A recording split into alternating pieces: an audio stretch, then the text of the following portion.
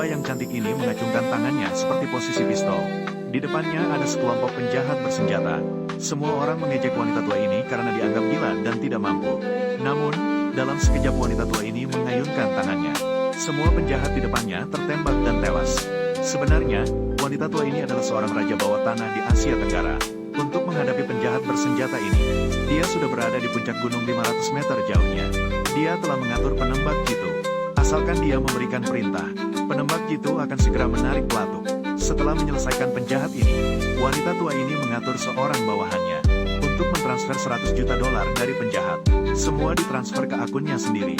Namun, setelah bawahannya menyelesaikan semua ini, wanita tua ini justru mengatur asistennya untuk menghilangkan bawahannya ini. Karena dia tahu betul melakukan hal ini. Semakin sedikit orang yang tahu, semakin baik. Menyimpannya hanya akan menimbulkan masalah lebih banyak. Setelah suara tembakan, bawahannya tertembak di dada dan jatuh ke jurang.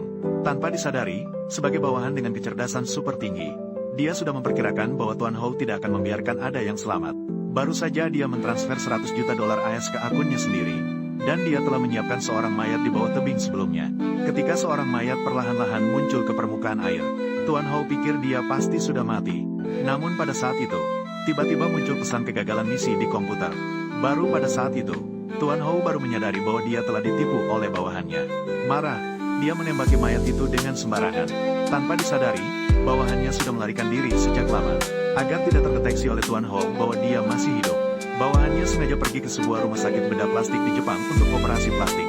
Memutuskan untuk mengubah penampilan, menikmati kebahagiaan finansial dengan identitas baru. Setelah melalui beberapa tindakan medis dari dokter, dia dengan lancar berubah menjadi seorang pria yang mirip dengan Wu Yansu. Bahkan ibu kandungnya pun tidak mengenalinya. Dia mengira itu adalah perubahan identitas. Dia bisa hidup dalam kemewahan dan kekayaan. Namun, saudara kembar laki-lakinya mengetahui bahwa dia telah dibunuh. Dia tidak percaya apapun yang dikatakan sebagai kenyataan. Untuk mencari kebenaran tentang kejadian ini, dia menggunakan identitas adiknya. Dia pergi ke kota adiknya. Namun, tak disangka saat dia turun dari pesawat dan tiba di tempat tinggal adiknya, dia langsung dihadapkan dengan seorang wanita yang menodongkan pistol ke kepalanya. Kemudian, dia memukul dan menciumnya.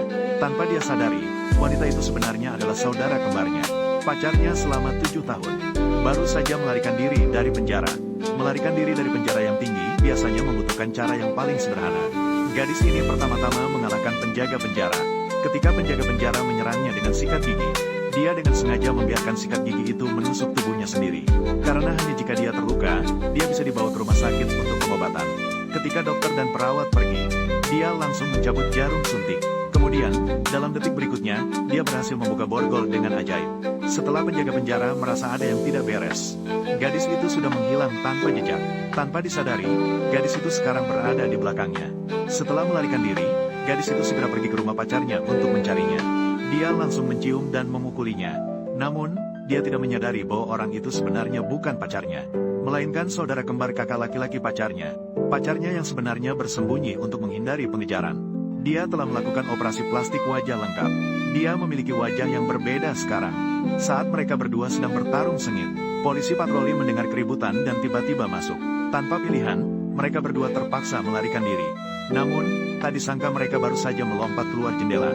Mereka langsung ditabrak oleh mobil yang datang dari depan. Tidak disadari bahwa orang itu adalah orang musuh adiknya, Houye. Karena adik kembarnya mencuri 1 miliar dari Houye, mereka bahkan mengira dia adalah adiknya. Maka mereka mengatur bawahannya untuk mengejarnya. Dengan demikian, kedua orang itu diangkat ke dalam mobil oleh bawahannya Houye. Namun mereka tidak menyadari bahwa mereka bukan lawan bagi kakak mereka. Dalam sekejap, orang di dalam mobil itu dipukuli habis-habisan oleh kakaknya.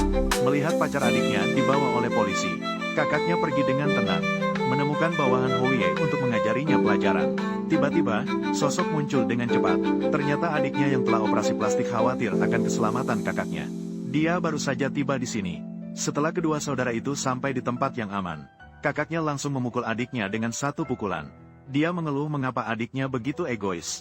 Hanya demi 1 miliar dolar, dia bahkan meninggalkan pacar dan keluarganya. Dalam keputusasaan, adiknya terpaksa mengungkapkan jika tidak ada uang, hidup akan menjadi sesuatu yang tidak berarti. Kakak langsung pergi ketika marah. Tanpa disadari, Houye sudah mulai mencurigai identitas adiknya. Karena melalui sidik jari adiknya, mereka menemukan pemuda yang telah melakukan operasi plastik ini. Sebenarnya dia adalah bawahan yang mencuri 100 juta darinya. Untuk menghilangkannya sepenuhnya, Houye langsung mengatur orang-orang untuk mengejar adiknya. Pria ini digantung oleh geng dan dimasukkan ke dalam air.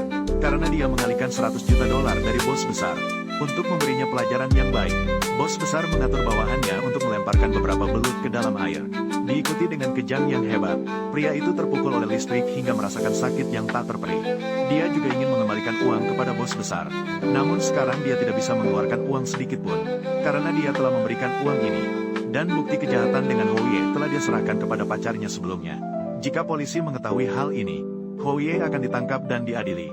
Namun ketika pacarnya menemui kepala polisi dengan bukti, dia malah dipukul polisi dengan satu pukulan. Ternyata kepala polisi sudah dibeli oleh Tuan Hou. Setelah itu, kepala polisi membawa gadis itu menemui Tuan Hou untuk mendapatkan hadiah. Uangmu sudah saya kembalikan padamu. Bagus sekali. Setuju.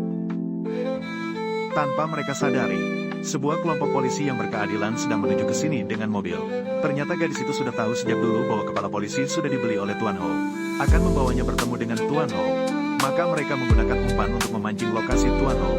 Setelah menyadari situasinya tidak menguntungkan, Tuan Hou masih ingin melarikan diri. Namun saudara kembar laki-lakinya tidak rela membiarkannya pergi. Untuk memastikan Tuan Hou bisa melarikan diri dengan aman, asisten dengan cepat mengeluarkan pesawat terbang untuk membiarkan Tuan Hou segera pergi sementara dia sendiri bertahan. Namun asisten ini sudah marah sekali saat ini. Dia hanya ingin menyelesaikan masalah dengan saudara kembar ini. Namun akhirnya dia tetap dibawa oleh kedua saudara laki-laki ke barat laut. Melihat situasi yang tidak menguntungkan, Houye segera naik pesawat terbang dan meninggalkan tempat ini. Untungnya, pada saat yang kritis. Dengan demikian, pihak kepolisian berhasil memusnahkan kelompok kejahatan Houye.